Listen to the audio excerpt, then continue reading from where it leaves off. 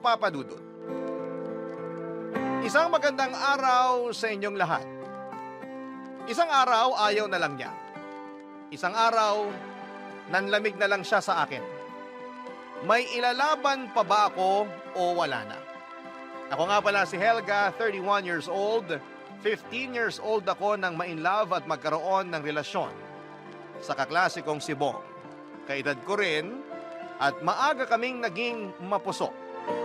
Nabuntis niya ako sa edad na 15. Pinagsama kami ng pamilya namin dahil yon ang sa tingin nilang tama para sa amin.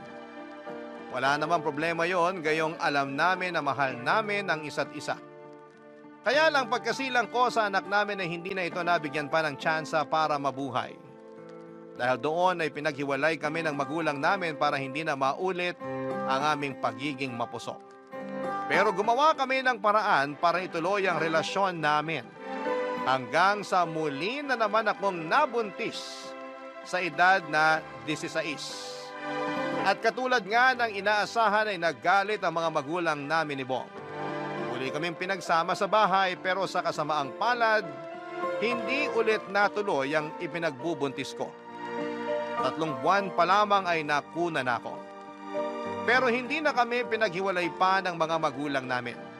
Sinabi na lang nila na magsama na kami at pagtungtong namin sa tamang edad ay kailangan na naming maikasal. Nangyari nga ang lahat. Kinasal kami nang tumungtong kaming pareho sa edad na 18. Wala kaming kasing saya ni Bong at sa wakas kahit na anong mangyari ay hindi na kami mapaghihiwalay pa ng mga magulang namin. Kahit na ilang beses pa siguro akong makuna noon ay paniguradong hindi na nila kami mahihila palayo sa isa't isa. Hindi na kami nakapagtapos ng pag-aaral pero maswerte kaming nakahanap ng inegosyo namin na naging dahilan, Papa Dudut, para gumanda ang buhay namin. Dahil nga sa pag-usbong ng negosyo namin, kaya sinantabi muna namin ang plano ng pagkakaroon ng anak. Masaya kaming dalawa ni Bong. Hindi na nga namin namalayan ang paglipas ng panahon.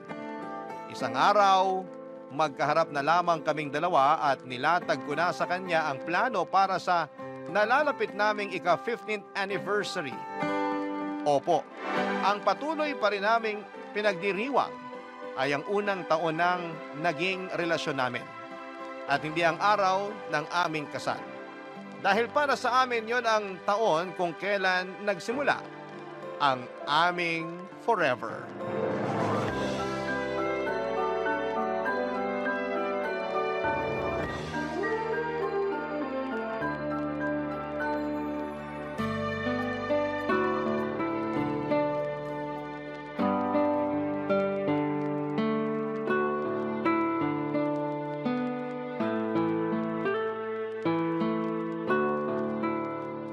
Grabe, no? Sino mag-aakalang aabot tayo ng ganito katagal? Talo pa natin yung ibang artista, di ba? Kailangan natin itong i-flex sa Facebook, ha? Para naman ma-inspire natin yung ibang tao. Okay. Sana ngayong anniversary natin makatapak na tayo ng Batanes, no? Oo nga. Ilang araw kaya tayo sa Batanes? Magkano kaya yung gagastusin, no? Parang pumunta ka na raw sa ibang bansa sa gagastusin mo ron kapag hindi naka-promo yung airfare mo. Baka. Kung ganun din lang naman pala yung gagastusin, lumabas na lang kaya tayo ng bansa. Dami raw seat sales sa Hong Kong at saka Thailand eh. Pwede. Pero iba pa rin kasi ang Batanes eh. Tangkilikin muna yung sariling atin, di ba? Pwede. Bong, may problema ba? Wala. Kasi parang wala ka namang gana makipag-usap sa akin. Ang tagal pa naman kasi ng anniversary natin. Kung makapagplano ka, akala mo next week na. Kilala mo naman ako. Gusto ko nakaplano lahat. At saka, buti sana kung Tagaytay lang yung pupuntahan natin eh. Sasakay tayo ng eroplano, no? Kailangan talaga planuhin kung gusto nating makamura at saka masecure yung upuan sa eroplano. Bahala ka. Oh, bakit naman ganyan ang sagot mo sa akin? Ganito naman talaga ako sumagot dati pa. May toyo ka lang siguro. Wala akong toyo, no? Ang tipid mong sumagot. Makakaubos ba ng laway kung mahigit 2 salita ang sasagot mo sa akin? Mag-aaway na naman ba tayo? Ayoko sana, pero kung ganyan ka sumagot na parang wala ka namang gana para sa anniversary natin, mukhang papunta na tayo ron. Ayoko na kasi. Ayaw mo mag-out of town para sa anniversary natin? O ayaw mo mag-celebrate ng anniversary natin? Ayoko na sa'yo. Sino ngayon ang tinatamaan ng toyo? Narinig mo ba ang sinabi ko? Ayoko na sa'yo. Hoy, umayos ka nga ah. Sige, kung ayaw mo sa Batanes, pwede naman tayo sa mas malapit lang. Ikaw na lang magsabi kung saan mo gusto. Okay na rin naman ako doon. Hindi ka ba nakikinig? Ang sabi ko, ayoko na sa'yo. Mag-focus ka kasi, Bong. Parang tanga naman kasi tong kausap eh. Pwede tayo sa Dingalan na Aurora. Sabi nila Malabatanes din daw doon. Basta willing kang mag-hike. Ano, gusto mo? Ang gusto ko, makinig ka sa akin. Helga, ayoko na talaga sa'yo. Ayoko na makipagrelasyon sa'yo. Ang labo mo naman kausap. Pero alam mo, naisip ko, tamad din naman pala akong mag-hike. Tsaka para hindi na hassle sa'yo, kumain na lang tayo sa labas. Hanap tayo ng fine dining yung maayos. Helga! O kahit saan tayo kumain sa mall tapos manood na lang ng sine. Helga, ano ba? O sige, kung ayaw mo rin nun, pwede namang dito na lang tayo sa bahay. Ako na lang magluluto ng paborito mo, tapos manood na lang tayo ng pelikula rito. Intindihin mo naman yung sinasabi ko. Ayoko na, Helga. Tapos na tayo. Pwede rin naman siguro next year na lang tayo mag-celebrate ang anniversary kung hassle talaga sa'yo ngayong taon. Mag-post na lang tayo ng pagbati natin sa isa't isa sa Facebook. Helga, please. O kahit wag na. Hindi naman na kailangan malaman ng social media friends natin na anniversary natin, di ba? Huwag na lang tayo mag-post. Privacy is the key sa relasyon nating matibay, di ba? Helga, tama na. Ayoko na. Ayoko na mag-celebrate ang anniversary natin ngayong taon o kahit sa mga susunod na taon. Tapusin na natin to. Ayoko na. Pero, bakit biglang ayaw mo na? Di ko alam.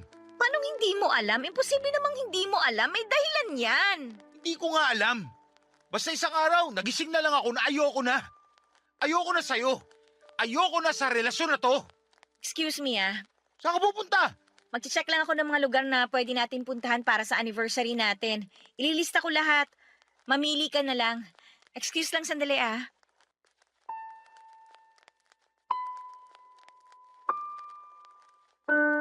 Nagmadali akong pumasok sa kwarto namin ni Bong, Papa Dudut. Hindi naman niya ako sinundan at nanginginig akong sinarado ang pintuan. Nagpatugtog ako ng malakas na kanta para matabunan ang paimpit na pag-iyak ko habang nakahiga sa kama. Wala akong lakas noon kaya nagpasaklolo ako, Papa Dudut. Tinakip ko pa sa mukha ko ang unan para mabawasan pa ang tunog ng aking pag-iyak.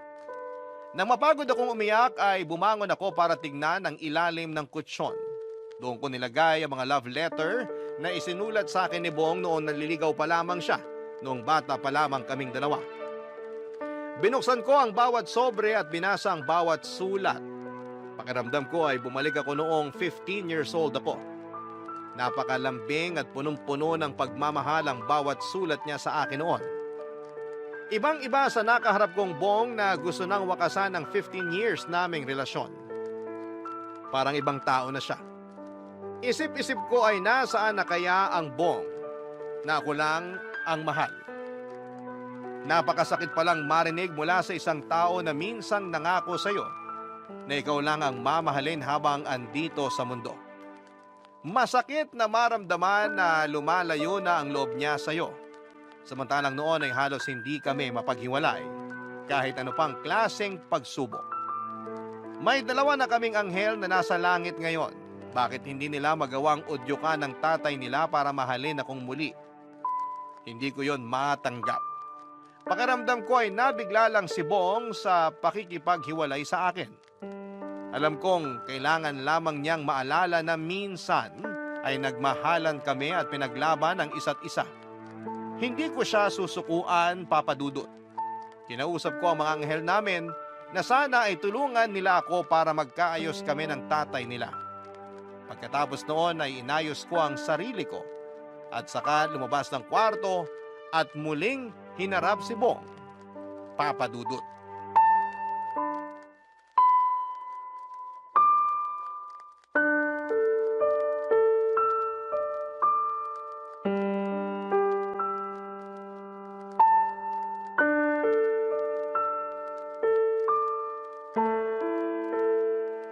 Makikipag-usap ka na ba sa akin? Oh, ikaw ready ka na? Kanina pa kita iniintay para mapag-usapan na natin to. Ayan! Pasensya ka na kung natagalan ako sa kwarto ha. Ang bagal pala ng sagap ng internet natin doon. Ngayon ko lang napansin. Ang hirap mag-search ng mga pupuntahang lugar para sa anniversary natin. Helga naman. Hep. Makinig ka muna sa akin bago mo tanggihan tong mga suggestion ko para sa anniversary natin, okay? Yan pa rin ang gusto mong pag-usapan? Hindi na nga natin isi-celebrate yan kasi tapos na tayo. Maganda rin pumunta sa Iloilo ngayon habang hindi pa maulan masyado. Tsaka bumili tayo ron ng pastillas at biskotso. Naku, matutuwa ang nanay mo. Paborito niya pastillas, di ba? Helga, ano ba? Huwag ka magalala. Kung ayaw mo sa Iloilo, okay lang. Pwede rin tayong pumunta ng Buskalan. Mabilis lang tayo makakapag-book ng travel tour natin. Dalawin natin si Apo Wang-od. Magpatato tayo sa kanya para couples tattoo tayo, di ba? Nagpapasensya lang ako, Helga. Parang awa mo na. Makipag-usap ka na ng maayos sa akin. Ano pa ba itong ginagawa ko? Nakikipag-usap naman ako sa ng maayos. Ikaw tong galit. Huwag kang mag-alala, hindi naman tayo gagastos ng sobra sa anniversary natin. Hindi yan ang gusto kong pag-usapan. Pag-usapan natin kung paano hatian dito sa bahay. At kung paano natin sasabihin sa pamilya natin na hiwalay na tayo. Bakit tayo maghihiwalay? Ano ba kasi pinagsasasabi mo? Helga, makisama ka naman. Huwag ka namang magpanggap dyan na parang wala ang alam sa mga sinasabi ko. Wala naman talaga eh. Kanina ang ayos lang natin na nag-uusap, di ba? Tungkol sa anniversary natin. Tapos ngayon... Walang maayos kanina. Ano ba pinagsasabi mong maayos? Napupuno na ako sa'yo, Helga. Totoo naman ah. Di ba ang saya mo pa nung sinabi ko sa'yo na sa Batanes tayo magse-celebrate ng anniversary natin? Nahihibang ka na. Hala siya. Alam mo, feeling ko gutom ka lang. Mamaya na lang natin tutuloy, okay? Malayo pa naman ang anniversary natin eh. No, gusto mo munang kumain? Libre ko. Saan mo gusto? Alam mo kung anong gusto ko? Pares o ginataang tinola? Gusto ko nang makipaghiwalay sa'yo. Kaya ibigay mo na sa akin to. Ayoko na. Hindi! Hindi tayo maghihiwalay. Magagalit sa'yo ang simbahan. Ano kinalaman ng simbahan dito? Ano ba nangyayari sa'yo, Helga? Bakit ganyan ka makipag-usap sa akin? Kasi ang unfair eh. 15 years, Bong! 15 years tapos itatapon mo lang? Dalawang anak na natin ang namatay. Ayun na nga eh. Naisip mo ba na kaya hindi sila nabuhay eh dahil hindi siguro tayo para sa isa't isa? Na sila ang binigay ng tadhana ng senyales na kailangan nating maghiwalay? Tayo lang naman ang matigas ang ulo dati na ituloy pa rin kahit alam nating mali na. Hindi ko nakitang mali na ipaglaban yung relasyon natin. Bata pa tayo nun. Dapat nag-aaral lang tayo nun at hindi sineseryosong relasyon. Bata pa lang tayo noon, oo. Pero totoo na yung nararamdaman natin para sa isa't isa. Huwag kang magpanggap na hindi mo yun naramdaman. Kasi hanggang ngayon nandito pa sa puso ko yung pagmamahal na yun para sa'yo. Diyan tayo nagkaiba. Wala na ang pagmamahal na yun sa akin. Ibalik mo! Ibalik mo! Nandyan lang yun eh! Nandyan lang yung hanapin mo! Hindi pwedeng mawala yun! Nakikita siya ka, naririnig ka ng mga anak natin sa langit. Maya ka naman sa kanila, Bong! Kung nakikita at nadidinig ka rin nila, sila na mismo magpapahinto sa'yo sa ginagawa mo. Palayain mo na ako, Helga. Habang bata ka pa. Makakahanap ka pa ng iba. Ayoko sa iba! Ikaw lang yung gusto ko makasama! Pero hindi na ikaw ang gusto kong makasama. Bakit? May iba ka na ba? Wala akong iba pero balang araw, kapag handa na ulit ako, siguradong maghahanap na rin ako ng kapalit mo. Para akong dinurog sa mga huling sinabi ni Bong Papadudut. Hindi ko pa man din tinatanggap ang hiwalayan namin pero nasa plano na niyang maghanap balang araw ng mamahalin niya. Ganon ba yun kadaling itapon? Ganon ba ako kadaling hindi mahalin? May sasabihin pa sana ako kaya lang ay bigla na lamang siyang lumabas ng bahay. Doon ay parang nag-flashback sa akin ang unang beses na pumasok kami sa pintuan ng aming bahay. Nung unang beses na napangiti kami dahil sa wakas, ay may sarili na kaming bahay. Hindi man yon malaki pero masaya kami dahil patunay yon na pinaghandaan namin ang future namin. Ang future na isang iglap ay biglang nawala nang mag-decide si Bong na tapusin na ang 15 years na relasyon naming dalawa. Paulit-ulit na naglalaro sa isipan ko ang 15 years. Parang hindi maproseso ng utak ko at puso ko kung paanong gano'n na lamang kadali para kay Bong na itapon ang lahat. Ano bang nagawa kong mali, Papa Dudut? May hindi ba ako nagawa para sa kanya? Sa pagkakaalam ko ay sinubukan ko naman ang lahat para maging masaya siya. Bakit isang araw ay bigla na lamang siyang umayaw? Sa pagdaan ng mga araw, ay lagi na lang akong mag-isa sa bahay na yon. Para akong inabandonan ni Bong. Lagi ako nakatingin sa pintuan sa pag-asang papasok ulit siya ng bahay at sasabihin niya sa akin na nagkamali siya ng desisyon. Na hindi naman niya sinasadyang sabihin sa akin na ayaw na niya. Na hindi naman niya gustong iwan ako at nadala lamang siya ng kung anumang problemang kinakaharap niya. Habang nakaabang ako sa pintuan na yon, nag-i-imagine ako na papasok siya roon tapos ay nakangiti. Nalalapitan niya ako, yayakapin, hahalikan at mamahalin. Ganon ang paulit-ulit na ginagawa ko habang hindi pa siya muling umuuwi ng bahay. Doon ko inuubos ang oras ko lagi. Ang pagharap sa pintuan habang inaabangang marinig ang susi niya na binubuksan ang pintuan. Sana umuwi na siya kasi nami-miss ko na siya. Kasi gusto ko pa pero lumipas ang 2 linggo na walang Bong na muling pumasok sa bahay. Ayaw na talaga ni Bong. Ayaw na talaga niya sa relasyon naming dalawa.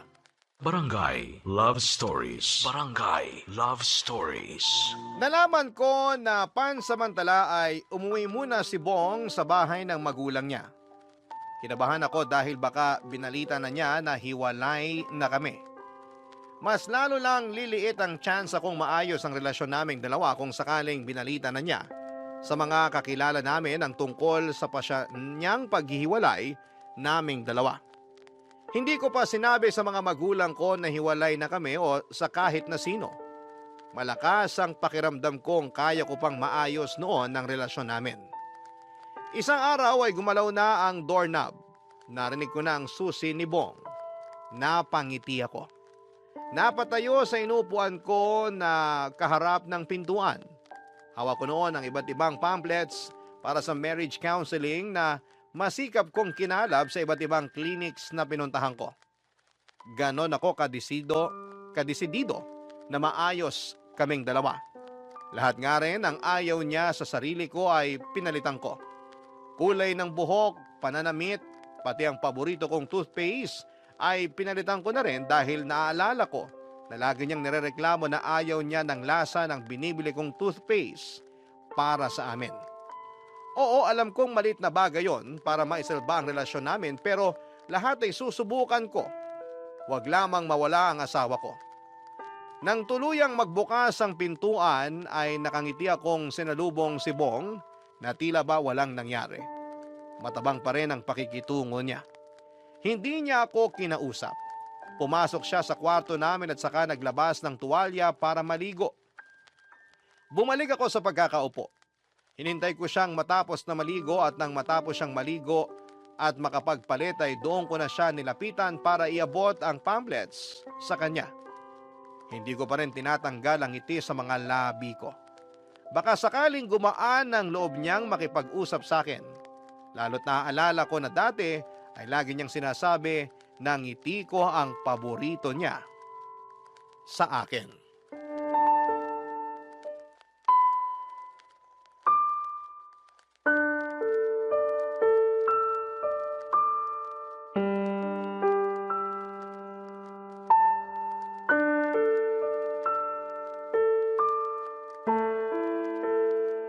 Bakit ganyan ka makangiti?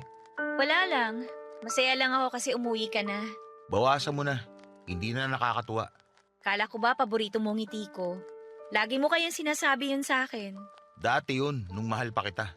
Ang sakit mo namang magsalita. Pumreno ka naman. Sorry, puyat lang.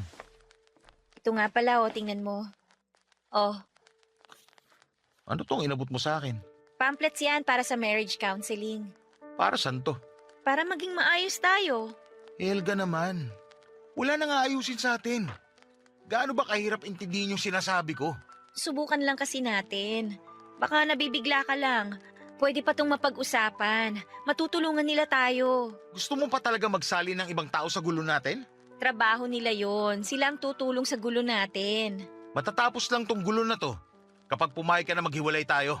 Hindi nga ako papayag kaya kinuha ko yung mga pamphlet na yan sa mga klinik. Mamili ka na lang dyan. Basahin mo. Kung kanino ka komportabling magpatingin at makipag-usap, doon na rin ako. Marami yan. Nakapagtapos sa mga doktor dyan sa magagandang eskwelahan. Hindi tayo lugi. Alam mo ba kung gaano kamahal magpa-counsel? Gusto mo pa talagang gumastos wala na nga pupuntahan to. Kahit magkano, kaya kong gastusin maging maayos lang tayo. Walang kaso sa akin yun.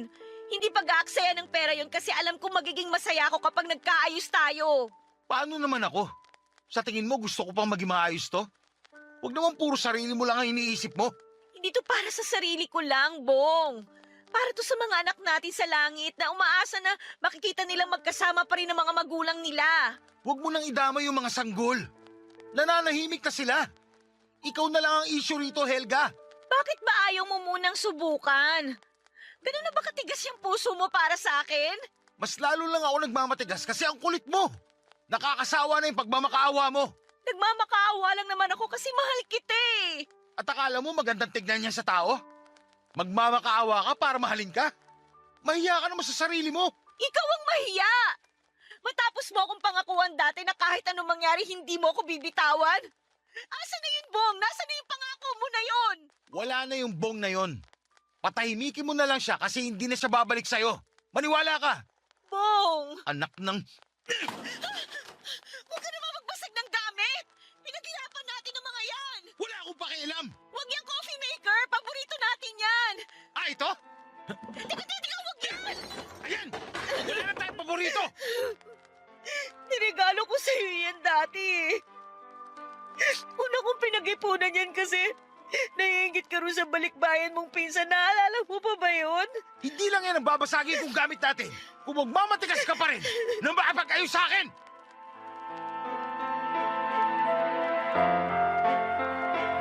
Nagmadaling lumabas ng bahay si Bong Papadudut.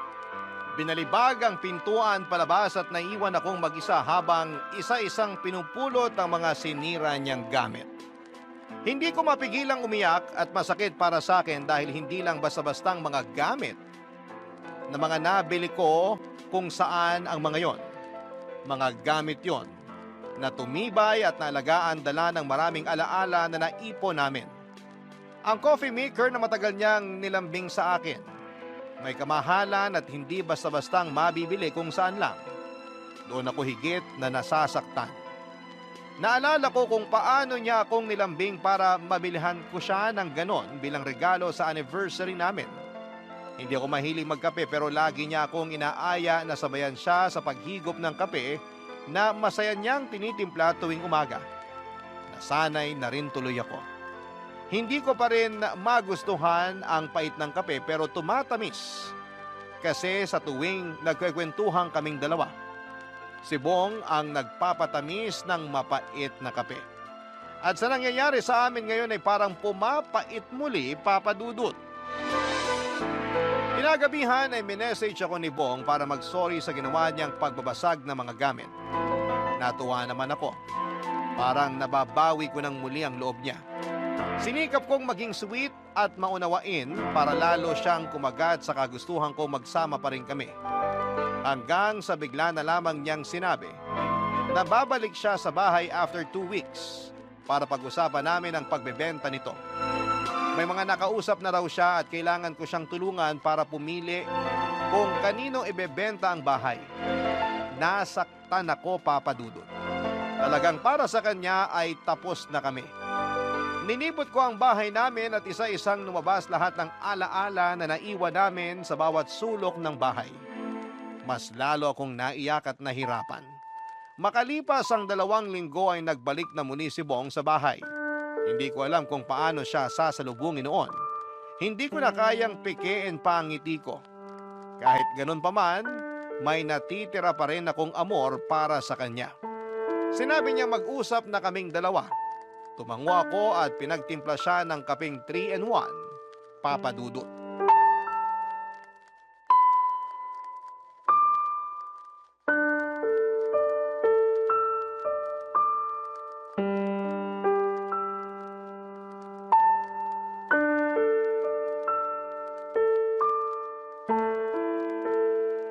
Masyadong matamis tong 3-in-1. Hindi na ako sanay sa ganitong klase ng kape. Sana kasi hindi mo binasag yung coffee maker. Paano na magiging hatian natin dito sa bahay? Walang hatian na mangyayari. Hindi natin to ibebenta. Ibibenta natin to. Sino namang titira rito pag naghiwalay na tayo? Kapag naghiwalay tayo. Binigyan na kita ng ilang linggo para tanggapin tong sitwasyon natin. Gising na! Kailangan na natin tong ibenta para makuha ko na yung kalahati ko. Bakit ba atat kang ibenta to? Pati ba dito sa bahay natin nanlalamig ka na rin? Walang personalan. Hindi lang praktikal na hindi natin ibibenta tong bahay ngayong hiwalay na tayo. Kaka-check ko lang kagabi ng marriage contract natin. Kasal pa rin tayo. Sige, ilaban mo lang yan. Pero ilalaban ko pa rin na maibenta na natin tong bahay para magamit ko pang ibang bansa. Mangingibang bansa ka? Oo, gusto ko makapagsimulang muli sa ibang lugar. Malayo sa'yo. Ganyan ka na ba kasuklam sa akin? Tipong kailangan mo pang umalis ng bansa para lang malayuan ako? Oo, Sakto lang din naman pala. Alam mo ba na nagchat-chat sa akin yung manliligaw ko noon bago naging tayo? o ngayon, Kinukumusta niya ako. Gusto akong yayaing lumabas. lumabas ka lang. Okay lang sa'yo na makipag-date ako sa dating manliligaw ko?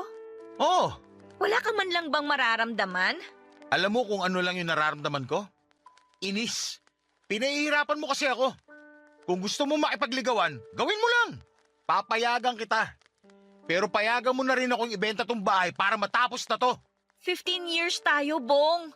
15 years pero kumakabugaw ka sa akin sa iba? Akala mo kaibigan lang kita? Sino ba nagbukas ng topic tungkol doon? Ikaw naman, di ba? Sinabayan lang kita.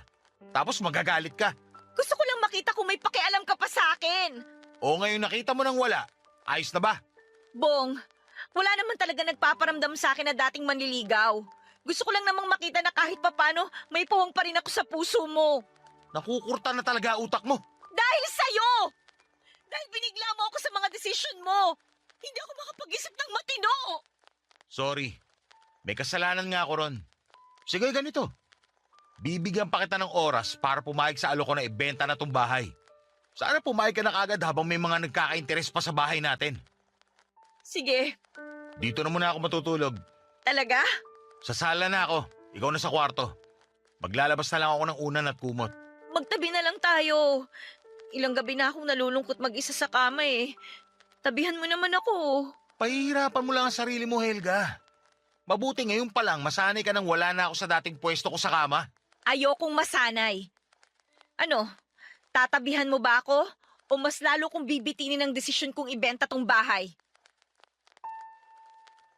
Walang nagawa si Bong kundi ang pumayag na tabihan ako. Nagsuot ako ng pinaka-sexy na pantulog ko. Yung pantulog na hindi ko na nagagamit dahil naliitan ko na. Yung pantulog na ginagamit ko nung unang taon ng kinasal kami. Noong mga panahong sobra pa ang init ng pagmamahala naming dalawa.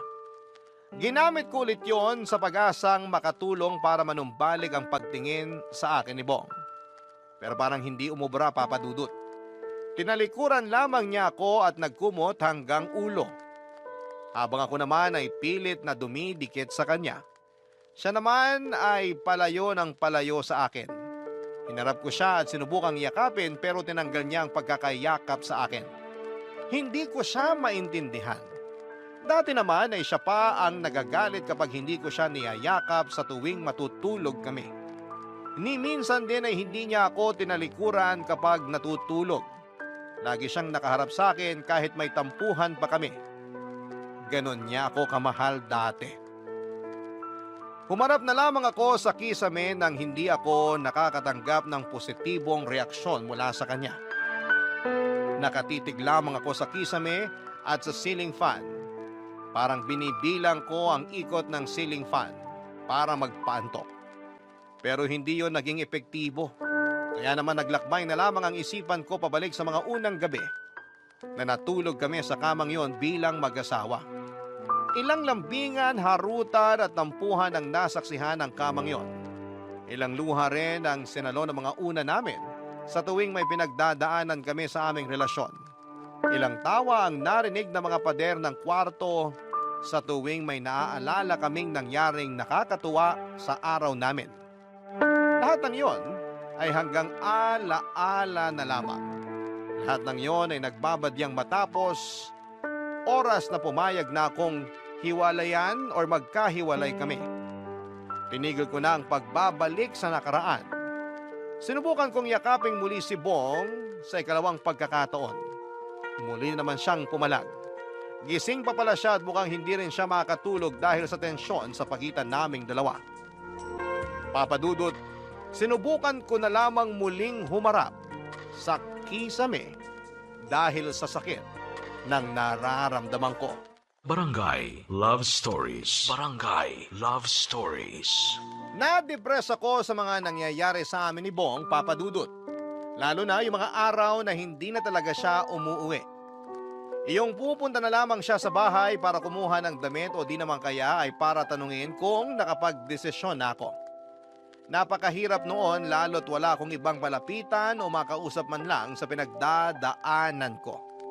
Ma-pride pa rin ako at hindi ko makayanang sabihin sa mga kaibigan ko ang mga nangyayari sa relasyon naming dalawa. Dahil oras na sabihin ko sa kanila ay magmimistulang mitya na yon para sa relasyon namin. Hindi ko pa rin kaya. Kaya hanggat maaari, sinosolo ko na lamang ang lahat ng sakit at pangungulila. Umaasang pagising ko ay ubos na lahat ng pagod at luha. Umaasang pagising ko ay tapos na ang lahat ng sakit. Baka sakali iyon ang gabi-gabi kong panalangin. Panalangin na parang ang hirap tuparin ng kalangitan.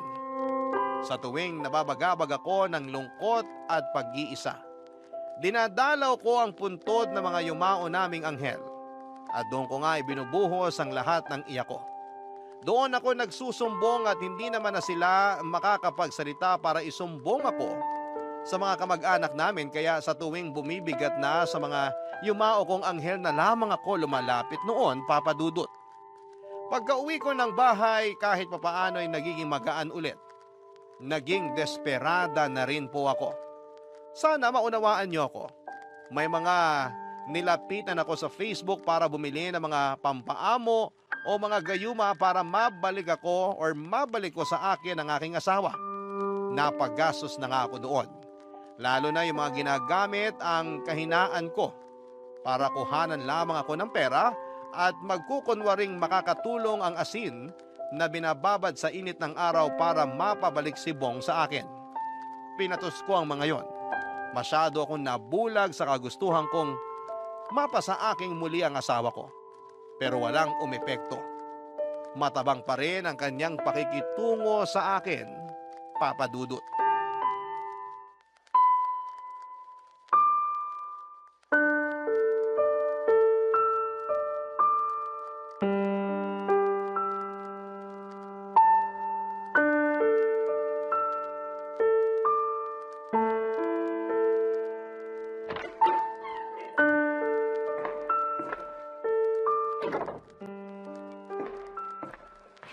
Helga, Oh, umuwi ka. minessage mo ako eh. Sabi mo nakapag-desisyon ka na. Lika, samahan mo ako dito sa sofa. Bakit nakapantik bra ka lang? May sinusukat kasi akong damit kanina eh. Hinubad ko lang kasi masyado palang mainit. Magsuot ka muna ng damit. Hihintayin kita para makapag-usap tayo. Magtitimpla lang ako ng kape. Okay na tong suot ko. Sabi ko nga sa'yo, naiinitan ako. Hindi ako komportable sa suot mo. Hindi ba? Parang dati naman gusto mo laging nakikita akong ganito. Dati yon, nung mag-asawa pa lang tayo. Mag-asawa pa rin naman tayo ngayon ah. Legal pa rin kitang kahati sa katawan ko. Magsuot ka na ng damit.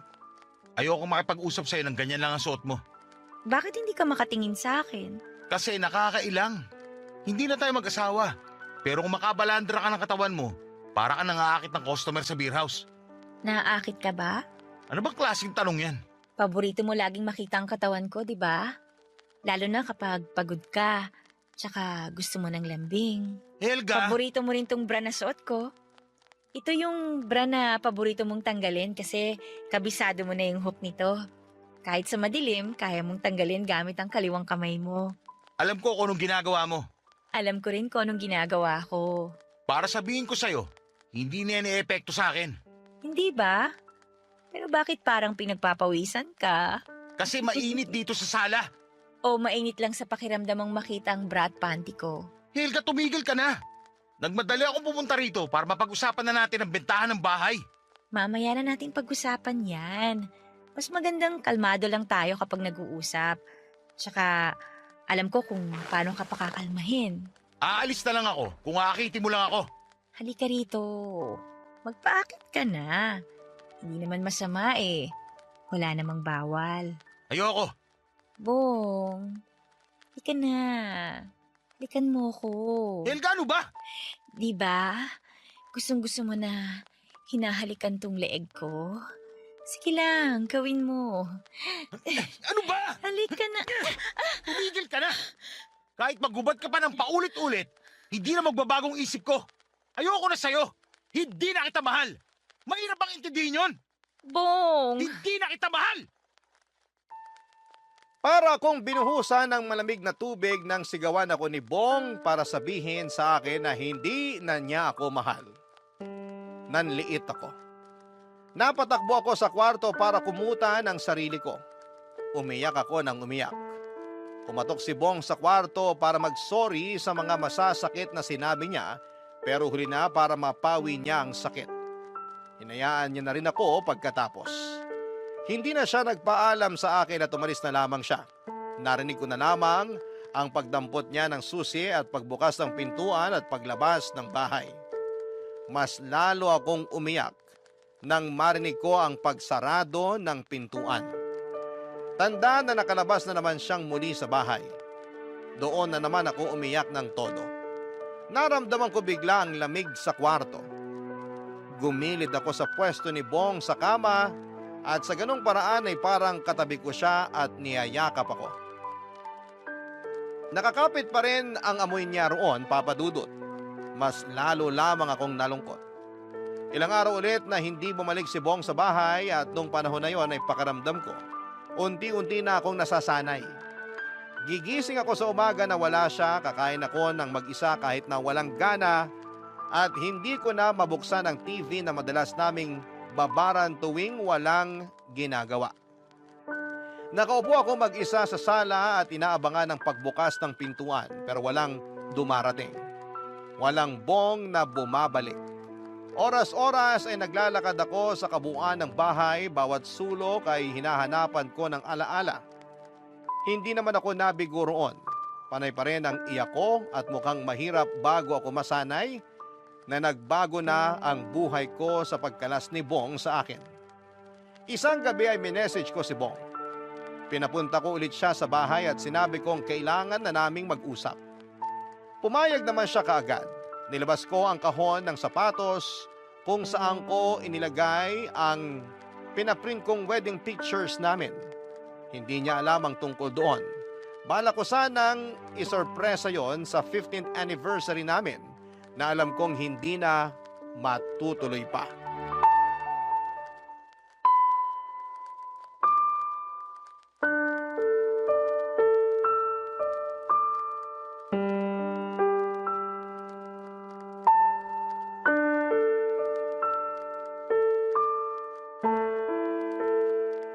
Sana naman hindi ka na ulit mga akit. Maupo ka. Sana maging matino na tong usapan natin. Oo, makakaasa ka. Okay na sa'yong ibenta tong bahay? Sa isang kondisyon, Ano yon? tatanggapin mo pa rin bang regalo ko sa'yo para sa anniversary natin? Ano na naman ba itong pinaplano mo? Wala akong pinaplano na kahit na ano. Gusto ko lang talagang ibigay sa'yo tong regalo ko. Wala akong regalo para sa'yo. Okay lang. Hindi naman ako humihingi eh. Ano ba yung ibibigay mo? Bago ko ibigay sa'yo, pwede bang magtanong? Ano yung pinaka-paborito mong anniversary natin? Siguro nung unang anniversary natin bilang mag-boyfriend at girlfriend. Bakit yon? Simple lang kasi noon. Umutang ako sa pinsan ko ng 100 pesos para ipambili ng 2 mangkok ng spaghetti at isang kandila. Naalala ko yon. Sa likuran pa tayo ng bahay ninyo kumain ng spaghetti tapos sa gitna yung kandila. Para kunwari yayamanin ang date natin. Tinakas ko pa yung kurtina namin para may panglatag tayo sa mesa para magmukhang sosyal yung spaghetti natin. Paborito ko rin yan. 16 lang tayo nun, tsaka wala pa tayong pera nun, pero kontento, di ba? Pasensya ka na kung hindi na ako kontento ngayon. Iintindihin ko. Niregaluhan mo pa ako ng isang boxer shorts nun. Inipon ko ang pambili nun. Kung alam mo lang kung paano ko tiniis na hindi mag-fishball tuwing hapon, gusto lang talaga kitang maregaluhan. Ang hilig mo nga magregalo. Tuwing may okasyon, lagi kang may inaabot. Kaya nga sa huling okasyon ng pagsasama natin, gusto ko pa rin magregalo sa'yo. Eto, buksan mo. Sapatos ba to? Hindi. Ginamit ko lang yung karton ng sapatos para ilagay dyan yung totoong regalo ko sa'yo. Sige na, buksan mo na. Pictures ng kasal natin to ah. Pinaprint mo? May balak pa sana akong gawin dyan. Kaso mukhang hindi ko na maihahabol. Okay na rin yan. Yan na lang kasi ang inabutan ng relasyon natin eh. Salamat. Salamat. Salamat din sa'yo. Dalawa tayong bumuo ng regalo na yan. Kasama ka dyan eh. Parang naging regalo mo na rin yan sa akin. Itatago ko to. Makakaasa ka. Sana. Kasi sigurado ako, pagkatapos nito, buburahin na natin lahat ng pictures natin sa cellphone. Mabuti na lang at naihabol ko maipaprint yan. Siguro ayaw na ng tadhana na matapos tayo nang wala man lang may iwang alaala ng pagsasama natin. Pumapayag ka na? Wala na rin naman ako magagawa eh. Nung isang gabi nga, nilibot ko tong bahay. Memoryado ko pa lahat ng alaala natin sa bawat sulok. Masakit na masaya. Pero alam kong hindi na ako pwedeng mabuhay na yun lang ang daladala. Sorry, Helga. Sinubukan ko naman eh. Salamat kung sakaling sinubukan mo talaga. Masaya na ako nun. May mga bagay lang talaga na kahit gaano pa kasaya, kailangan mo pa rin magparaya. Pasensya ka na sa pagkukulang ko ha. Kung ano man ang naging dahilan para maubos yung nararamdaman mo para sa akin.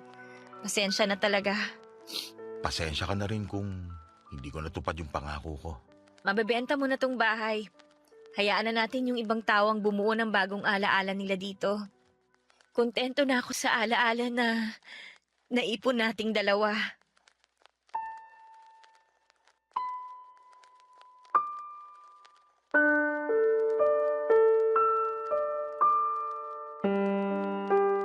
Papadudot niyakap ako ni Bong at doon ay nagbadya ang mga luha ko.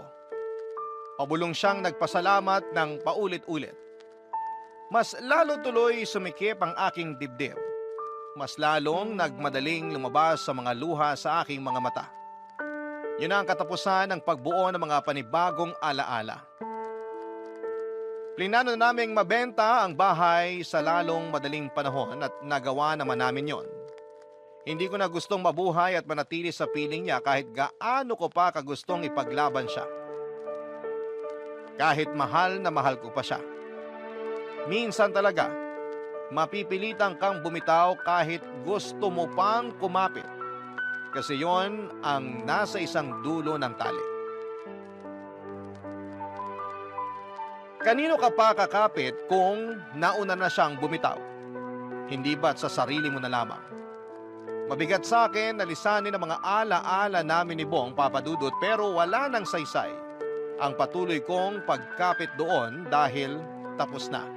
At na-experience na namin ang lahat ng pwedeng maging ala-ala namin. Ang mga bagay na tapos na ay hindi na dapat sundan pa at balikan. Sa ngayon ay naghahanda na ako para umalis ng bansa, hindi ba't si Bong ang unang nagplano na lisanin na ang bansa para makapagsimula sa ibang lugar. Hindi yun nangyari sa kanya. Ako ang unang makakaalis ng bansa. Ako ang unang bubuo ng buhay sa ibang lugar malayo sa kanya. At alam kong kailangan kong gawin yon para mas mapadali ang paglimot ko. Magiging mahirap magsimula sa ibang lugar na hindi siya kasama. Lalo't nasanay akong kasama siya sa bawat yugto ng buhay ko. Pero ginagawa ko na to para sa sarili ko. Dahil utang ko ang pagbangon kong ito sa sarili ko. Naging matatag ako at wala akong ibang gustong pasalamatan kundi ang sarili ko na nagpatuloy lamang sa paglaban kahit gaano pa kahirap at kabagal. At sana para sa lahat ng mga nakikinig sa programa ninyo sa Barangay Love Stories na nasaktan, Magawa niyo sanang pasalamatan ang sarili ninyo sa patuloy ninyong pakikipaglaban. Kung ano man ang mga susunod na plano ninyo, ilaanin ninyong mabuti para sa sarili ninyo. Pagmamahal sa sarili ang kailangan. Dahil sarili niyo lamang ang hindi mangiiwan sa inyo kahit anumang klase ng unos ang mapagdaanan ninyo. Maraming salamat po sa pagbasa ng aking kwento. Ako ang inyong kabarangay forever, Helga. Dear Papa Dudut, mapagpalang araw po sa inyo at sa mga nakikinig sa Barangay LS 97.1 ngayong araw. Tawagin niyo na lamang po ako sa pangalang Teban. 52 years old, mangingisda ako noon dito sa Bolinao, Pangasinan. May kinakasama po ako na mas bata sa akin ng 17 years at may 2 na kaming anak. Isang lalaki at isang babae. Pero bukod sa 2 kong anak, sa kinakasama ko ay may isang anak na lalaki pa ako. Sa dati kong asawa na nasa poder naman ng kapatid ko. Kinuha kasi ng kuya ko ang anak kong yon dahil noong naghiwalay kami ng asawa ko, ay hirap na hirap pa akong makahanap ng trabaho. Hanggang sa nauwi na lamang ako noon sa pangingisda na hindi rin kalakihan ang kinikita. Papadudod, laki po ko sa hirap, 5 kami magkakapatid at isa lang po sa amin ang nakapagtapos ng pag-aaral. Yung 4 sa amin, kasama na ako ay hanggang high school lamang ang natapos. Nung magkaroon ako ng kinakasama na tawagin niyo na lamang sa pangalang Mona, ay mas naging dedikado ako sa pagtatrabaho. Kapatid kong hindi pa naman kami kasal pero nasanay na akong asawa ang turing kay Mona. Kaya sa ganung paraan ko na lamang po siya babanggitin. Lahat ng kinikita ko sa pangingisda ay ibinibigay ko sa asawa ko. Marami na rin akong naging racket para madagdagan pa ang naibibigay ko kay Mona. Dahil doon ay naipaayos ko ang dati napakasimple lang naming bahay. Mula sa sawaling dingding ay napasemento ko na ang bahay namin. At napagawa na rin ng kwarto ang 2 anak namin ni Mona. Wala naman naging lamat ang aming pagsasama sa loob ng mahigit 1 dekada. Naibibigay ko naman lahat ng pangangailangan ng pamilya ko at ng isa ko pang anak. Ngunit teenager na po noon ang panganay namin nang magkaroon kami ni Mona ng isang malalang away na nagtulak sa kanya para sa isang malaking desisyon. Papa Dudut.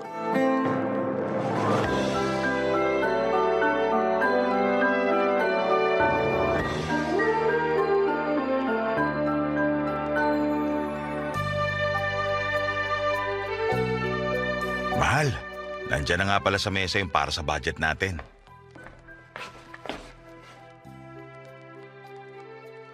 $10,000? Para sa 2 linggo? Paano kung pagkakasyahin to? Pasensya ka na. Ilang kasi yung natira sa kinita ko, mahal. Nagpadala pa ako kay kuya para sa anak ko. Ibabayaran daw sa eskwelahan. Nahihan man akong ipasagot pa yun kay kuya eh. Nagkakaproblema na nga sila sa pera ngayon. Kaya naman pala eh. Baka mas malaki pa yung napunta sa anak mo sa unang asawa mo ha? Namimili ka na ba ngayon? Ha, Teban? Mahal, hindi. Sadyang nangailangan lang yung bata. Mas mabuti nga na sa akin siya nagsabi at hindi kay kuya. Alam mo namang nasa ospital pa yung asawa ni kuya hanggang ngayon, hindi ba? Di mo na problema yun. Mapera naman sila. Tayo yung naghihikahos dito, hindi sila. Hindi pa naman tayo maghihikaos kung magtitipid tayo ng kaunti. Pwede naman tayo maggulay paminsan-minsan. Ay, hindi ko makain ng gulay yung mga anak mo. Eh di isda muna. Libre naman yung isda natin. Isda na naman? Eh halos hindi na nga namin malunok yung isda sa sobrang umay na namin. Magtitipid lang naman tayo ng kaunti. Mabibili pa rin naman natin lahat ng kakailanganin dito sa bahay. Sa halagay binibigay ko sa'yo. Saka kung nakapag-grocery ka na at kinulang talaga, gagawin ko naman ng paraan kaya wag na natin itong pag-awayan. Bakit hindi mo na lang aminin na mas pinapaboran mo talaga yung anak mo sa dati mong asawa? Huh? Baka naman gusto mo na ring magbalikan kayo ng babaeng yon kaya ka nagkakaganyan. Mahal naman. Pupunta na naman ba tayo sa usapang yan? Matagal na kaming hiwalay at hindi na kami nag-uusap. Alam mo yun. Aba malay ko, baka mamaya palihim na pala kayong nagkikita o nag-uusap. Malabo mangyari yan. May bago na siyang asawa ngayon, kaya pakiusap naman. Huwag na natin siyang isama sa usapan natin. Kung hindi yung mag-ina mo yung dahilan kung bakit nauubos yung pera mo, baka naman sa bisyo mo na pupunta. Bisyo? Anong bisyo sinasabi mo? Mukhang maangang ka pa. Hindi ba bisyo yung pag-inom mo kasama ng mga kapwa mo mangingisda? Pati ba naman yun? Ay, Mona naman. Birthday na operator namin kaya ako nakiinom. Kami magkakasama sa laot sa loob ng halos 2 linggo na malayo ko sa inyo. Masama ba yung makisama at makisaya naman ako sa kanila paminsan-minsan? Oo, masama. Lalo na kung tinitipid mo kami ng mga anak mo. O siya, sige. Para wala ng pagtatalo. Gagawan ko ng paraan na matagdagan yung 10,000 ibinigay ko sa'yo. Ay, hindi na. Baka mangutang ka na naman sa operator nyo. Alam mo namang chismosang asawa nun. Baka marinig ko na naman ang pangalan ko sa chismisa nila ng mga maaasim niyang kumare na mga mukhang ulikba. Nakikipag-away ka ba sa asawa ng operator namin? Eh, ano naman kung nakikipag-away ako? Ayoko nang pinagchichismisan ako, no? Wala silang karapatan. Hindi mo ba kayang makisama na lang sa mga tao rito sa atin? Ako nga Kahit napipi ko na sa ibang kasamahan ko, nagtitimpi ako sa ngalan ng pakikisama. Paano kung hindi na ako isama ng operator namin dahil sa ginagawa mo? Alam mo namang nakiusap lang ako na sumama sa kanya. Bakit? Pangingisda lang ba yung trabaho rito? Eh di maghanap ka ng iba. Kesa naman nakikipagplastikan ka sa mga kasama mo. Madali para sa'yo na sabihin yan kasi hindi naman ikaw yung nababaliw kakaisip kung paano tayo makakaraos sa araw-araw. Ah, ganon. Pinapamukha mo na ngayon sa akin na wala akong trabaho. Ganon ba? Hindi yan yung ibig ko sabihin. Ang sa akin lang naman, lawakan mo yung pangunawa mo. Hindi yung konting kibot, galit ka na kagad. Hindi naman solusyon yung pag-aaway natin sa problemang pampamilya. Hindi. Malinaw sa akin kung ano yung sinabi mo.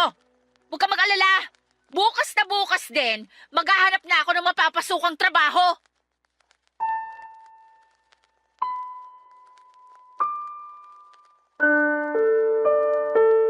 Papadudot doon nagsimulang magkalamat ang relasyon namin ni Mona. Kahit na pinigilan ko siya ay tinuloy pa rin niya ang paghahanap ng trabaho. Natanggap siya bilang factory worker sa isang kumpanya sa Pangasinan. At dahil sa pareho na kaming abala sa trabaho, ay kumuha na lamang kami noon ng makakasama ng mga anak namin sa bahay. Pero dahil hindi naman kalakihan ang sweldo ni Mona at malaki rin ang nakukonsumo sa pamasahe araw-araw, ay mas lalo lamang kaming nagipit dahil nadagdagan pa ang gastusin namin.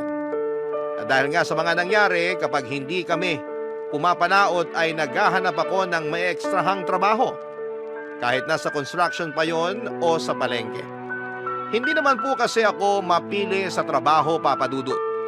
Mula nang magkatrabaho si Mona ay halos hindi na kami nakakapag-usap pa. Kung hindi mainit ang ulo ay lagi niyang idinadahilang pagod siya. Kaya walang ganang makipag-usap sa akin. Nang mga sumunod na buwan ay nakita ko ang mga post ng asawa ko sa Facebook na kasama ang mga katrabaho niya. Madalas silang lumalabas pagkatapos ng trabaho. Kaya lahat ng sweldo niya ay napupunta na lamang sa pansarili niya. Sa mga sumunod na post ni Mona ay napansin ko na nadagdagan pa ang mga kaibigang nakakasama niya, Papa Dudut. Tuwing nagkakasagutan kami o nagkakaproblema, nakapost agad yon sa Facebook. Hindi ko alam kung bakit naging ganon ang asawa ko at lahat ng ginagawa niya ay nakapost na rin. Umabot na yun sa punto na wala na kaming privacy. Alam na ng lahat kapag nag-aaway kami, pati na rin ang problema namin sa pera. Ang masama pa doon ay maraming nakikisawsaw sa mga post niya at lahat ay kumakampi kay Mona. Nang pagsabihan ko siya tungkol doon ay muli na naman kaming nag-away. At doon ko na nga po hindi inaasahang makikipaghiwalay na siya sa akin.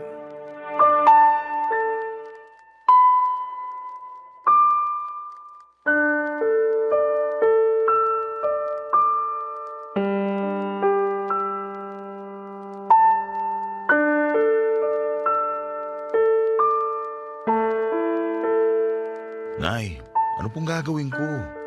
Nakikipag-iwalay na sa akin si Mona. Abay, bakit naman? Nag-away kasi kami nitong nakaraan lang. Panay post kasi sa Facebook. Lahat na lang na nangyayari sa buhay namin, alam na ng mga kaibigan niya. Pinagsabihan ko lang naman siya tungkol doon, Nay. Tapos ayun, galit na galit. Ang nasa isip kagad niya, maghiwalay na kami. Napakababaw naman ang dahilan niya. Yun na nga po yung sinasabi ko sa kanya, pero hindi nagpapatalo. Ay, mas lalo pa siyang lumala nung nagkatrabaho na siya. Kasi kumikita na siya ng sarili niyang pera kaya ganon. Tingin niya siguro wala ka ng karapatang questionin yung mga ginagawa niya kasi patas na kayong dalawa. Mukhang ganun na nga, Nay. Parang ang humanap lang siya ng dahilan para maghiwalay na kami.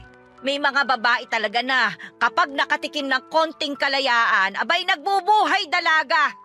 Ay. Oh, yung mga anak ninyo, naaasikaso pa ba? Yun nga, Nay. Sa tingin ko, hindi na. Mukhang iniasa niya na sa nakuha namin kasama sa bahay. Ayos lang sana kung naaalagaan na mabuti. Pero mukhang naghihintay lang ng sweldo.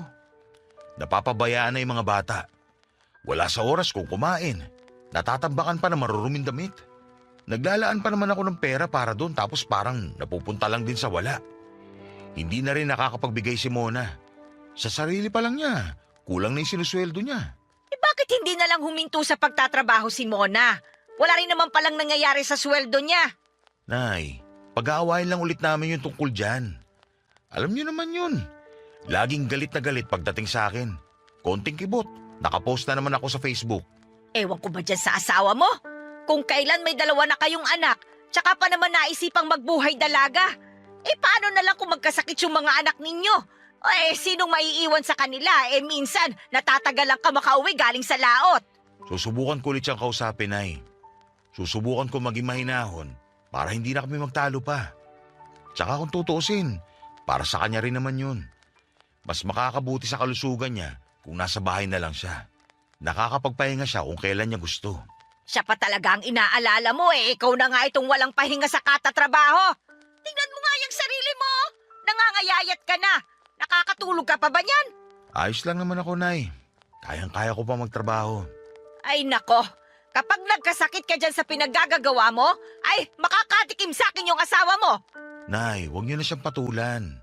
Baka pati kayo maipost pa niya. Hindi ko alam kung makakapagpigil ako, Teban. Sa ugali ng asawa mong yon, kailangan niya ng isang taong sasampal sa kanya ng matauhan siya. Pero, Nay, hindi niyo na kailangan gawin yun. Bigay niyo na lang to sa akin. Bakit ba? Anong plano mo? Kung maayos niyo pa yung relasyon ninyo, abay susuportahan kita. Pero kung makikipaghiwalay ka, ay isipin mo muna yung mga anak ninyo maaapektuhan. Si Mona naman po yung unang nakipaghiwalay. Hindi siya makakawala sa'yo kung hindi ka papayag. Kahit na hindi kayo kasal, matagal na rin kayong nagsasama. Kaya sa mata ng mga tao ay mag-asawa na kayo. Paano ko ipaglalaban yung relasyon namin? Siya mismo yung unang sumuko. Ano ba naman kasi ang pinagmula ng away ninyo? Pero, nagalit siya nung nagpadala ako ng malaki-laking pera para sa isa ko pang anak. Nahihiya na kasi ako kay kuya kaya tumulong na ako. Mas kailangan nila ng pera sa ospital Tama lang naman yung ginawa mo. Ano bang ikinakagalit ni Mona? Hindi mo ba siya binigyan? Binigyan ko siya ng 10,000 para sa budget namin ng 2 linggo. Madalas sobra pa pag hindi ako nakakauwi kagad. Sus Mariosep, nagpapakagalit pa siya sa halagang 10,000? Abay, napakalaki na nun na. Kung sa akin yung sobra-sobra pa yung para sa isang buwan. Magastos din kasi yung pambaon ng mga bata, Nay. Ay nako, ang sabihin mo, masyadong maluho yung asawa mo. Maarte sa ulam. Kung mamili, akala mo'y mayaman. Ay nako, nasaan ba siya at ako na talaga ang kakausap sa kanya? Nay, wag na ho. Ako nang bahala. Ako dapat yung nag-aayos ng problema namin. Kasi ako yung padre di pamilya.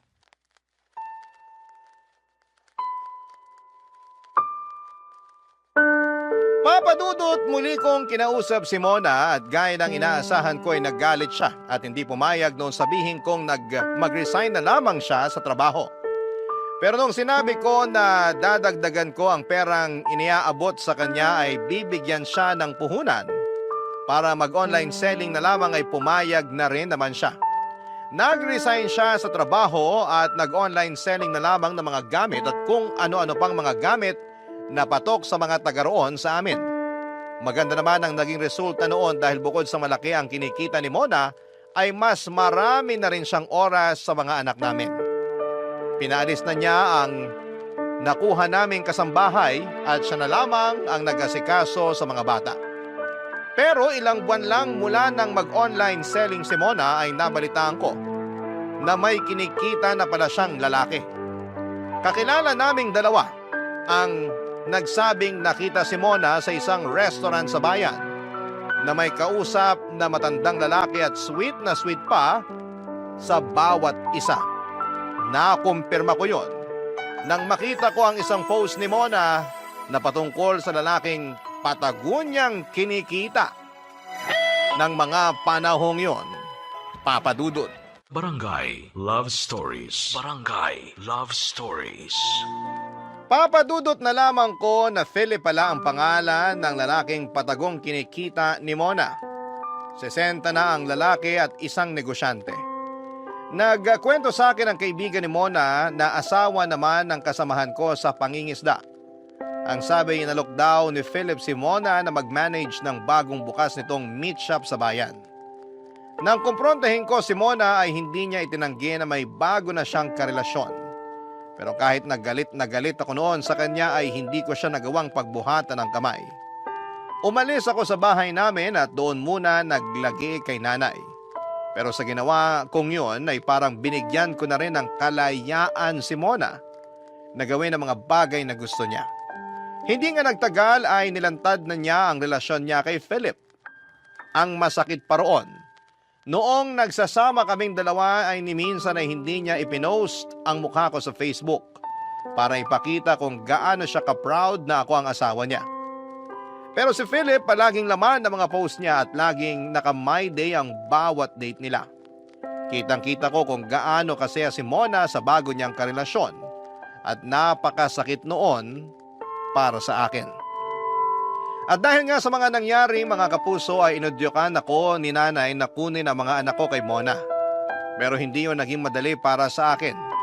Umalis na kasi sila sa dating bahay namin at doon na talaga na malagi sa bahay ni Philip. Nalaman yun ng nanay ko at hindi ko akalain na kinausap na pala niya si Mona doon mismo sa meat shop nang hindi na siya nakatiis sa ginagawa sa akin ng asawa ko.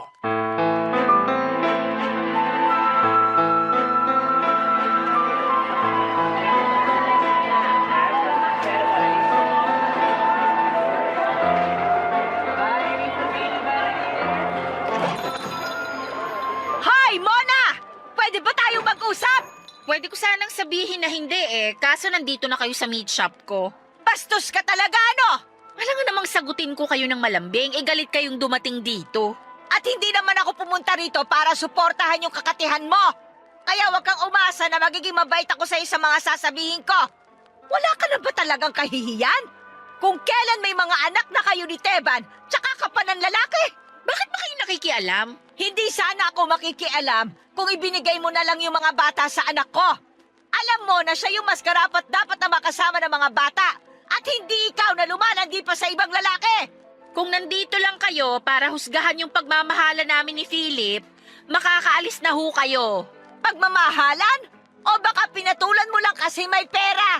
Hindi ka pa nakontento sa anak ko? Ginawa na nga ang lahat para sa'yo kahit napapabayaan na niya yung sarili niya. Ginawa niya lang yung responsibilidad niya bilang ama ng mga anak ko. Kung makapagsalita kayo, parang napakabayani naman ang anak niyo. Higit pa sa responsibilidad yung ginawa niya. Pero ikaw, hindi ka marunong makontento. Kahit ano pa hong sabihin ninyo, hindi makukuha ni Teban yung mga bata. Hinahayaan ko naman siyang makita at makasama mga anak niya. Bakit kailangan niya pang kunin? Tinatanong mo pa talaga? Nakikita ng mga bata na ibang lalaki na yung kasama mo. Sa tingin mo ba makakabuti yun sa kanila? Gusto niyo ng makatotohanang sagot? Oo, makakatulong sa kanila na si Philip yung kinakasama ko. Dahil ba binubulag mo sila sa mga luhong na ibibigay mo gamit yung pera ng Philip na yon? Hindi maluho yung mga bata. Pero ikaw, oo! Ha! Sigurado naman ako na pera lang ang habol mo rin sa matanda na kinakasama mo eh. Marami kang napapala kaya mahal mo kuno. Ano bang alam niyo sa pagmamahal wala nga kayong asawa? Kaya siguro kayo na byuda kasi ganyan yung ugali niyo. Huwag mong isali rito yung asawa ko! Di wag rin kayong makialam sa buhay ko. Ganun lang yun kasimple. Alam kong marami ng chismis na kumakalat tungkol sa akin pero wala akong pakialam. Wala naman silang ambag sa buhay ko. At least ako, maginhawa yung buhay. Kayo at yung mga naninira sa akin, naghihikahos pa rin hanggang ngayon. Mauubos din yung perang tinatamasa mo. Tandaan mo yan. Akala mo ba, hindi kayang kumuha ng Philip na yan ng mas bata at mas magandang babae kesa sa'yo? Gagamitin niya lang din yung pera niya. Kapag nagsawa na siya sa'yo, pupulutin ka na lang sa kangkungan. Kaya ako sa'yo, magpakasaya ka na. Kasi sandali na lamang yan. Ay nako, iba talagang nagagawa ng inggit. Ang mabuti pa, umuwi na ho kayo. Naaawa na ako sa inyo eh. At saka kung gusto nyo talagang makuha ni Teban yung mga anak niya, bakit hindi siya humarap sa akin? Kita nyo na? Napakaduwag ng anak nyo. Yung bagay na dapat na siya ang gumagawa, ipinapadaan pa sa inyo. Napakawalang kwenta talaga. Naghahanap buhay yung anak ko para sa mga bata. Alam mo, sa totoo lang, mahal ka pa rin ng anak ko eh. Kaya nag-aalangan siyang ilayo sa'yo yung mga anak nyo. O parang siguradong-sigurado naman kayo na sasama yung mga anak ko kay Teban. Mas maayos yung buhay nila kapag ako yung kasama. Hindi nila kailangan magtipid. At wala silang aalalahanin kundi pag-aaral lang nila. Ginagamit mo lang yung mga bata. Kung yan ang gusto nyong isipin, di okay. Bahala kayo. Umuwi na kayo. Maya-maya lang dadagsan yung mga customer ko rito. Makakaabala lang kayo. Papadudot ng magpatuloy ang mainit nilang pagtatalo ay nasampal ni Nanay Simona. Mabuti na lamang at hindi ito gumanti sa nanay ko, kundi ay madadagdagan pa ang problema namin. Pero aaminin ko na nahiya ko sa parteng si Nanay pa mismo ang gumawa noon para sa akin.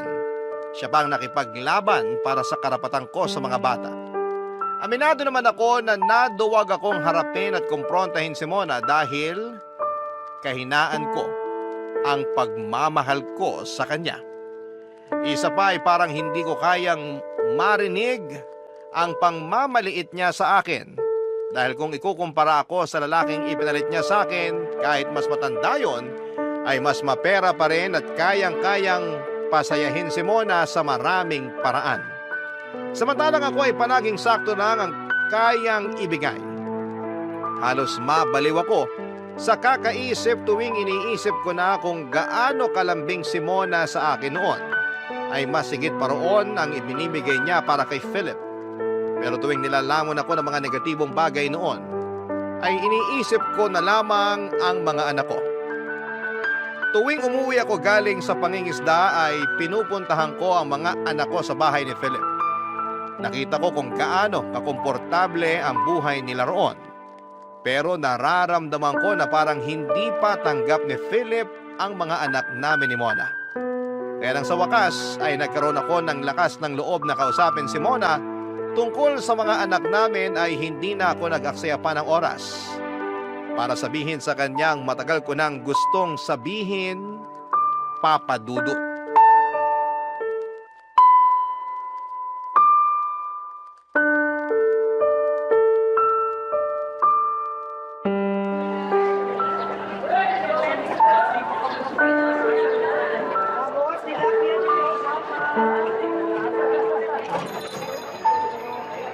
Nung nakaraan, nanay mo ang nandito ah. Tapos ngayon, ikaw naman? Yung totoo, dinig ba ako sa lalamunan ninyong mag-ina? Alam mo yung dahilan kung bakit ako nandito. Gusto mo pang makipagbalikan sa akin? Hindi ikaw yung pinunta ko rito, kundi yung mga bata. Nakikita mo naman sigurong tindahan to ng mga karne, di ba? Huwag kang mag-alala, hindi ko pa kinakatay ang mga anak mo. Hindi pa sila kasama sa mga karneng nasa harapan mo. Kaya hindi mo sila kailangang sadyain dito. Hindi ako nandito para makapagbiruan sa'yo, Mona. Gusto ko nang kunin yung mga bata. Ibabalik ko sila sa bahay. Alam mong hindi ako papayag. Oo nga, anak mo rin sila. Pero ako yung mas may karapatan sa mga bata. Ako yung ina rito, hindi ikaw. Ikaw nga yung ina. Pero hindi nakakabuti sa kanila na nakikita may kasama ka ng ibang lalaki. Naisip mo man lang ba na baka tuksoy sila ng mga kaklase nila? Hindi mo alam kung anong takbo ng utak ng mga bata ngayon. Baka nga nabubuli na sila sa eskwela na hindi mo nalalaman. Ay, hindi mangyayari yan. At kung sakali mang mabuli sila, edi ililipat ko sila ng eskwelahan. Doon ko sila papapasukin sa private. Walang nakakakilala sa kanila ron. Talagang ini-enjoy mo na yung pera ng Philip na yun, no? Sa bagay, naibibigay naman niya lahat ng gusto mo. Oo, at hindi mo kaya yon. Pasensya ka na kung sa tingin mo nagkulang pa rin ako. At kung hindi kita mapipilit na sa akin na lang tumira yung mga bata, baka naman pwede papuntahin mo sila sa akin kapag walang pasok. Hoy, bakit pa? Pwede mo naman silang i-chat o tawagan kung gusto mo silang makausap. Hindi yung uutusan mo pa ako para sa gusto mong mangyari. Hindi kita inuutusan. Nakikiusap ako ng maayos. Kung makikiusap ka lang naman, hindi mo na kailangan pumunta rito. Nag-chat ka na lang sana. Kung hindi ako pupunta rito, hindi kita makakausap. Binlock mo ko, hindi ba? Paano hindi kita ibablock? Dakilang kontrabida ka sa buhay ko. Lahat na lang ng post ko pinakikialaman mo. Account ko naman yon.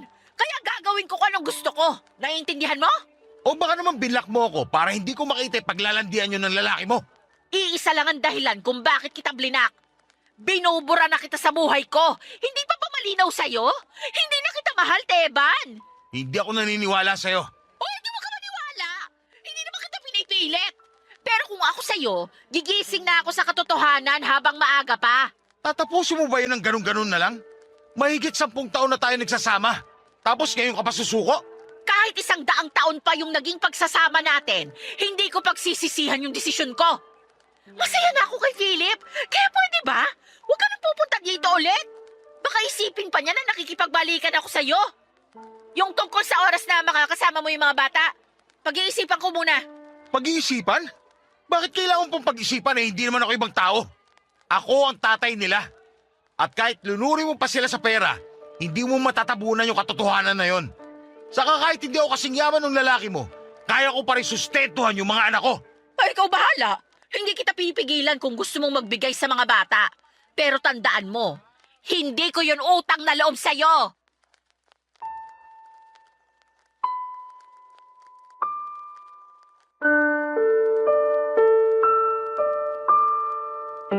Papa Dudut, nagngingit-ngit ako sa galit matapos ang pag-uusap namin yon ni Mona. Hindi ako nagtagumpay na kunin ang mga bata sa kanya at yung dagdag oras na hinihingi ko. Mukhang malabo pa noong mangyari yon. Saka ko lang naunawaan kung bakit gano'n na lamang katindi ang galit ni nanay kay Mona noong nag-usap sila. Kahit na anong ibato sa kanya ay palagi rin siyang may depensa. Sa kabila ng luhong ibinibigay ni Mona sa mga anak namin ay hindi pa rin naman lumayo ang loob nila sa akin bilang ama nila. Doon pa lang ay sobrang saya ko na, Papa Dudut. Dahil wala na rin naman akong magagawa para baguhin ang desisyon ni Mona, ay nakontento na lamang ako sa mga oras na nakakasama ko ang mga anak ko tuwing nakakauwi ako mula sa 2 linggong pangingisda. Mabilis ako nakaipon noong mag-isa na lamang ako sa bahay. Sinikap ko talagang makaipon ng halagang kakailanganin ko sa pag-alis ko patungo ng New Zealand. Kami lang ni nanay at ang kuya ko ang nakakaalam na may plano na akong mag-ibang bansa para magtrabaho. Sa tulong ng kapatid ko na may kakilalang nagtatrabaho sa New Zealand, Papa Dudut, ay nakalipad ako patungo roon at nagkaroon ng maayos na trabaho. Maraming Pinoy ang tumulong sa akin. Nakarelate kasi sila sa kwento ko, kaya marami rin akong naging kaibigan sa pagtatrabaho ko bilang dairy farm assistant.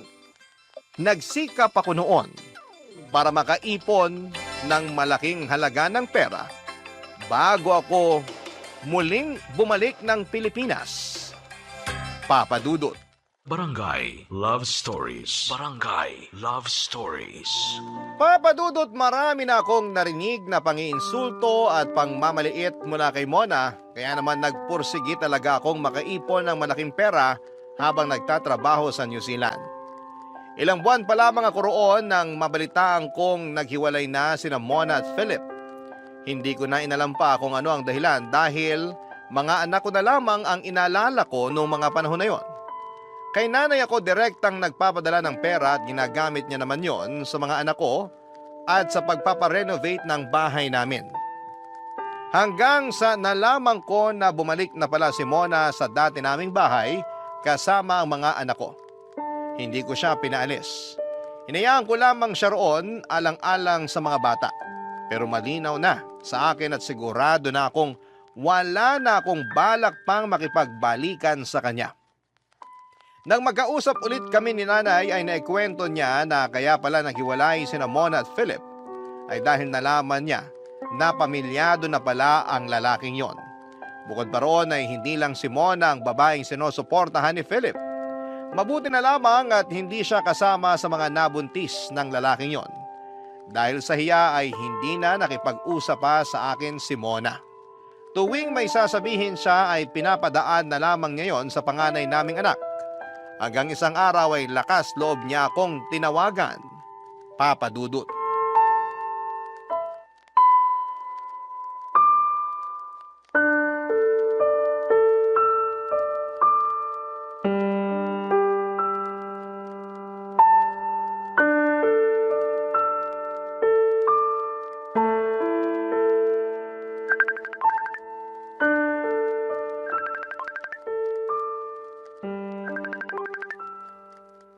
Napatawag ka. May problema ba dyan? Ha? Wala naman. Wala pala eh. Bakit ka tumawag? Gusto ko lang sanang humingi ng tawad. Ilang buwan na kayong hiwalay ni Philip tapos ngayon mo lang naisip yan? Pasensya ka na. Nahihiya kasi ako makipag-usap sa'yo. Nahihiya ako sa mga nagawa at nasabi ko. Dapat lang talaga na mahiya ka. Wala naman akong ginagawang masama sa'yo. Ni isang beses, hindi kita napagbuhatan ng kamay. At hindi rin ako ng babae sa loob ng pagsasama natin. Pero hindi ka pa rin nakontento. Naiintindihan ko naman na gusto mo lang ng magandang buhay. Pero ipinakita mo sa akin na hindi mo ako kayang samahan sa hirap. Ang gusto mo lang puro ginhawa eh. Hindi naman ganun yung buhay mag-asawa. Kaya nga ako humihingi ng tawad sa'yo. Sige, aaminin ko. Nabulag ako sa mga kayang ibigay sa akin ni Philip. Sa akin niya ipinamanage yung meat shop niya. At buwan-buwan din siyang nagbibigay ng pera sa akin. US dollars pa nga eh. Kaya mo ba nasabing mahal mo si Philip dahil sa pera niya? Hindi ko naman siya mahal eh. Alam mong ikaw pa rin yung laman ng puso ko. Pera lang talaga ang habol ko sa kanya. Sana inamin mo yan sa akin nung nag-usap tayo noon. Eh ang sabi mo hindi mo na ako mahal. Ipinamukha mo sa akin na wala akong kalaban-laban doon sa Philip mo. Tapos naman na yun eh. Nangyari na yun. At hindi ko na maibabalik pa. Tama ka. At nakapagdesisyon na rin ako na hindi na ako makikipagbalikan sa'yo kahit na anong mangyari. Kahit pa para sa mga bata na lang. Mona naman, nagamit mo na sila noon para makuha yung gusto mo. Kaya hindi na uubra sa akin yan. Ginawa ko lang naman yun para guminhawa yung buhay ng mga anak natin. Bakit? Nag-i-ikaws ba kayo na ako pa yung kasama nyo? Di ba ginagawa ko naman ang paraan ng lahat? Kaya hindi ko maintindihan kung saan parte ako pinaka nagkulang para hiwalayan mo ako ng ganong kadali. Hindi man tayo kasal, pero asawa na yung turing ko sa'yo. At ikaw na yung iniisip kong makakasama ko hanggang sa pagtanda. Sinayang ko yung pagkakataon na yon. Kung hindi sana ako nagpadala sa tukso, maayos pa sana yung relasyon natin hanggang ngayon. Ay, tama ka. Pero sabi mo nga, nangyari na yun na tapos na. Kaya wala na tayong magagawa. Kung gusto mong mapatawad kita, alagaan mo na mabuti yung mga bata. Ako nang bahala magsustento sa inyo. Lahat ng kailangan nyo, sabihin mo lang sa akin. Salamat. Kahit na malaki yung kasalanan ko sa'yo, nagagawa mo pa rin akong tulungan. Naiintindihan ko naging biktima ka rin ni Philip. Kaya hindi rin magiging madali sa'yo to. Pero hanggang suporta na lang yung kaya kong maitulong sa'yo. Kung gusto mo maghanap ulit ng mga kasama, walang problema sa akin. Basta ligtas at maayos yung kalagayan ng mga bata. Hindi na ako maghahanap ng iba. Desisyon mo yan. Hindi ako makikialam sa personal mong buhay. Pero pagdating sa mga anak natin, doon ako may pakialam. Huwag kang mag-alala. Hinding-hindi na ako gagawa ng bagay na malalagay sa alanganin yung mga anak natin. Sila na yung una kong iisipin. O sige na. Bababa ko na to. May kailangan pa akong asikasuhin. Ingat kayo dyan. Salamat, Teban. Ingat ka rin dyan. Papadudot kahit medyo malungkot ang buhay ko sa New Zealand dahil malayo ako sa mga anak ko, ay nabawasan naman yon kapag nakakausap ko sila. Madalas nila akong tawagan kapag tapos na ang oras ng trabaho ko. Sa pagpupursige ko po noon, halos hindi ko na namalayang ilang taon na rin pala akong wala sa Pilipinas. Nakakamiss yung dati naming buhay lalo na yung mga anak ko at si nanay, pero inisip ko na lamang na kaunting sakripisyo na lamang yon para sa kagaganda ng buhay nila. Dahil si nanay ang umahawak ng perang ipinapadala ko sa Pilipinas ay nagbuka siya ng savings account para sa mga anak ko. Para yon sa pag-aaral nila. Mula nang mag-ibang bansa ako ay masaya akong malaman na hindi na nagigipit ang nanay ko. Para sa akin kasi isa yon sa mga pinakamalaking achievement ko sa buhay. Yung mapagaan ang buhay ni nanay. Tungkol naman kay Mona, nabanggit ng nanay ko na bumabawas daw ito ng mga inaabot niyang pera na para sa mga bata para gawing puhunan sa tindahan. Hinayaan ko na lamang yon dahil alam ko namang makakatulong din yon sa kanila. Saka naiintindihan ko rin naman na walang napaglilibangan si Mona dahil hindi siya makakapagtrabaho kapag nakatutok siya sa mga anak namin. Matapos nga ang 5 taon, may katrabaho akong Pinay sa New Zealand na nakapalagayan ko ng loob hanggang sa nagpasya na akong ligawan siya. Tawagin niyo na lamang po siya sa pangalang Marisa. Halos magkaedad lang sila ni Mona pero dalaga pa siya noong panahong yon. Kaagad naman niya akong sinagot at hindi ko inilihim ang mga anak ko sa kanya. Isa pa ay seryoso na ako kay Marisa kaya nagpaplano na kaming magpakasal noong pareho kaming makauwi ng Pilipinas, Papa Dudut.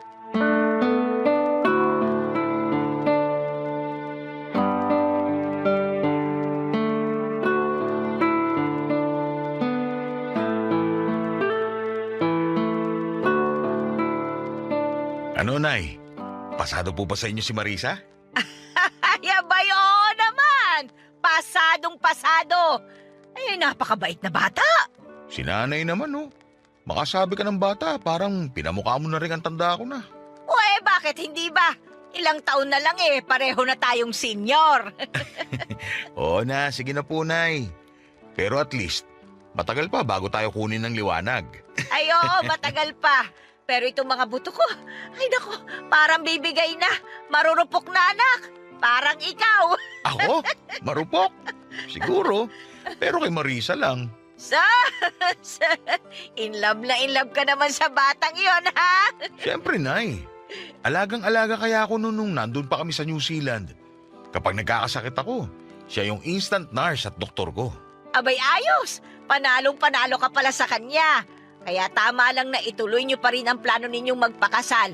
Pareho na kayong nagkakaedad kung siya medyo bata-bata pa, ikaw patanda na ng patanda. Baka bata naman kayo kay Marisa 42 na yun. Sayang lang at mukhang hindi na niya kakayaning magbuntis. Malapit na magmenopause Kaya pa naman, pero ayoko lang siyang pahirapan. Ayos lang naman sa akin kung hindi na kami magkakaanak. May 3 na ako Ikaw, nakaranas ka magkaanak na sarili mo talaga. Si Marisa hindi pa. Tinanong mo na ba siya kung ayos na sa kanya yung ganon? Napag-usapan na po namin yun, kaya huwag nyo nang alalahanin. Nga pala, Nay, kamusta naman po rito? Ay, ayos naman. Makatanong ka naman palagi tayo magkausap sa messenger. Baka naman iba yung gusto mong kamustahin. Nako, alam ko na yung iniisip nyo. Alam mo na pala pero sige, kahit na hindi ka interesadong malaman, sasabihin ko pa rin sa iyo. Mula nung nagtrabaho ka sa New Zealand, hindi ko na nakitang lumandi yung si Mona. Hindi na talaga siya nagpaligaw sa iba kahit marami nang sumubok sa kanya. Bakit naman daw? Malay mo, umaasa pang magkakabalikan kayo kapag nagkita kayo ulit. Para ano? Maging katulad ako nung si Philip. Ibalin na lang. Seryoso ako kay Marisa. Paano kung magmakaawa sa'yo si Mona? Nay, wala na akong nararamdaman para sa kanya. Sa ngayon nanay na lang siya ng mga anak ko. Pero hindi ko na siya mahal kagaya ng dati. Mahal na mahal mo na nga si Marisa, anak. Tama yan.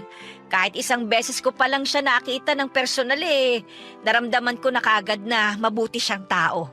Sayang nga lang kasi kailangan din niya umuwi sa kanila. Pero sa susunod na linggo, babalik siya rito. Mag-outing tayo. Talaga? Pero teka, isasama ba natin si Mona? Bakit naman hindi? Tanggap niya nang may bago na akong karelasyon. Kaya wala akong nakikitang mali kung isasama natin siya. Isa pa, aprobado na rin ng mga bata si Marisa bilang pangalawang ina nila. Sakaling maikasal na kami. Kinikilig pa nga sila sa amin nung ipinakausap ko sa kanila si Marisa nung magka-video call kami ng mga bata. Baka di mo alam na may group chat kami ng mga anak ko, kaya nakakausap nila si Marisa nang hindi ko alam. Nagulat na nga lang ako minsan sa haba ng usapan nila sa GC. Nakakatuwang mga bata. Masaya ako para sa'yo, anak. Nakakatuwa na nakuha mo na yung kasiyahang nararapat para sa'yo. Sa dami ng nangyari at hirap na pinagdaanan mo, ay, dapat lang talaga na maging masaya ka ngayon.